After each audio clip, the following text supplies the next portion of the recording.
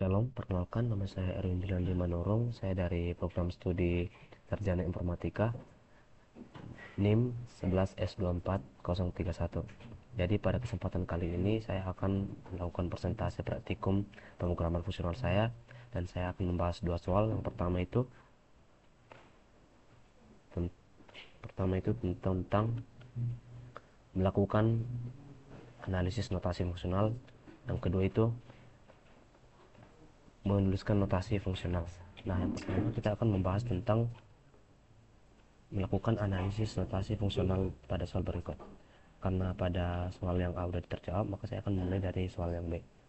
Nah, nilai valid fungsi untuk memeriksa apakah sebuah bilangan integer x valid atau tidak. Valid jika bilangan x berada pada rentang nilai 0 sampai 100, bilangan lainnya dianggap tidak valid. Jadi, pada notasi fungsi tersebut kita dapat menganalisis tahapannya dari yang pertama itu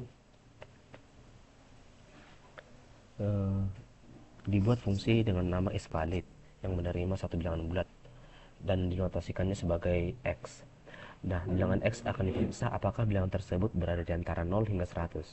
Dan step selanjutnya itu mengembalikan nilai boolean dari hasil pada tahap kedua. Nah, soal yang kedua itu last square. Kita bisa lihat fungsi notasinya. Saya akan langsung menganalisis tahapan dari notasi fungsional ini. Nah, tahapan notasi fungsionalnya itu yang pertama dibuat fungsi dengan nama is x1, y1, x2, y2 yang menerima 4 buah bilangan bulat dan dinotasikan sebagai x1, y1, x2, y2. Kemudian dijalankan fungsi antara c. Bilangan x dipangkat duakan. Dijalankan fungsi antara cd. Bilangan x dan y dikurangkan dan menghasilkan pangkat 2 setelah x dan y dikurangkan. Pada fungsi is akan dibuat 3 variabel.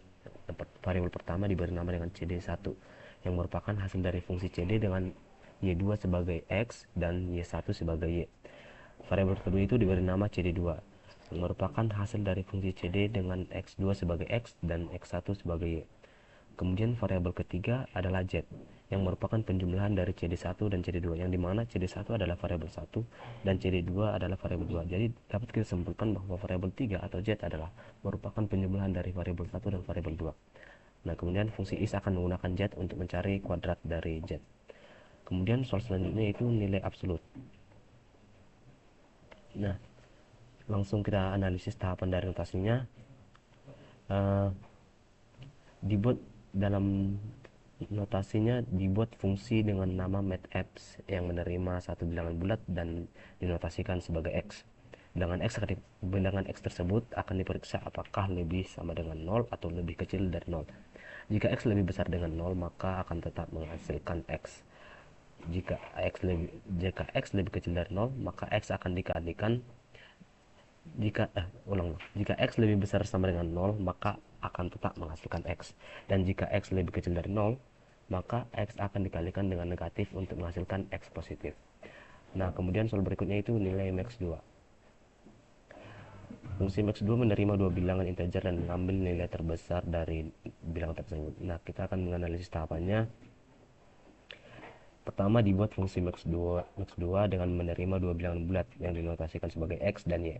Bilangan x dan y akan diperiksa. Jika x lebih besar dari y, maka x akan muncul, dan sebaliknya juga. Dan nilai x sama dengan y, maka nilai y akan muncul.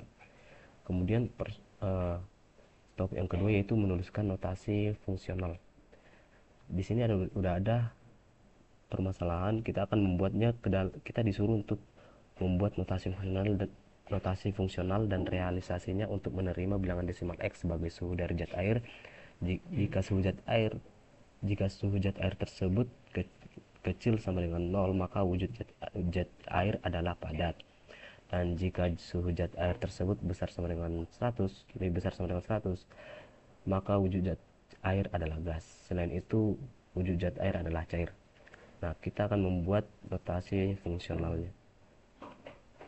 Yang pertama, kita menentukan wujud zat cair berdasarkan suhu. Kita beri fungsi suhu x dan kita buat notasi x-nya. Kemudian kita definisi dan spesifikasi suhu.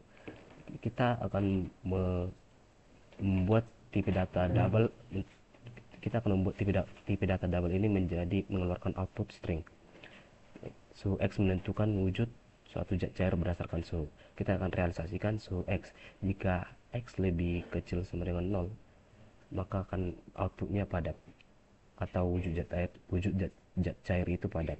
Dan selanjutnya jika X lebih besar sama dengan 100, maka outputnya gas, atau wujud zat cairnya adalah gas. Dan selanjutnya adalah cair. Kemudian soal yang kedua itu grade nilai. Dalam soal kita disuruh membuat notasi fungsional dan realisasinya untuk menerima bilangan desimal X sebagai nilai yang diperoleh oleh mahasiswa. Kemudian tentukan grade dan skala dari nilai mahasiswa tersebut. Kita akan membuat notasinya. Nah, pertama kita menentukan grade dan skala berdasarkan nilai. Kita beri fungsi nilai dan notasikan sebagai X. Definisi dan spesifikasi. Kita akan membuat fungsi dari tipe data double menjadi outputnya menjadi string. Kita realisasikan nilai X depend on yang berarti tergantung pada nilai X.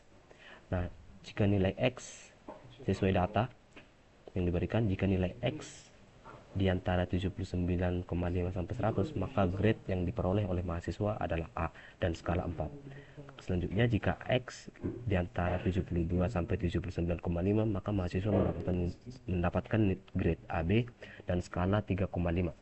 Nah, selanjutnya juga jika X berada di antara 64,5 sampai 72, maka mahasiswa memperoleh grade B dan skala 3. Selanjutnya juga jika X berada di antara 57 sampai 64,5, maka mahasiswa mendapatkan grade BC dan skala 2,5. Begitu seterusnya. Dan sampai X di antara 0 sampai 34, maka mahasiswa mendapatkan grade E dan skala 0. Mungkin sekian persentase yang bisa saya sampaikan. Jika ada tutur kata yang kurang berkenan di hati Bapak Ibu sekalian, mohon dimaafkan. Sekian dari saya, terima kasih.